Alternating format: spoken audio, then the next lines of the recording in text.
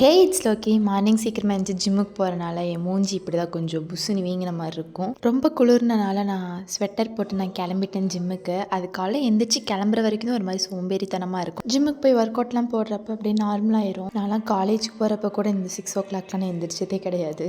Work அவுட்லாம் முடிச்சதுக்கப்புறம் நான் வீட்டுக்கு போய் நல்லா தூங்கிடுவேன். எங்கள் வீட்டில் எல்லோரும் தூங்கிட்டு இருக்கிறப்ப நான் எழுந்திரிச்சு கிளம்பிட்டு இருப்பேன். நான் போய் தூங்குறப்ப எங்கள் வீட்டில் எல்லாரும் எழுந்திரிச்சிருவாங்க.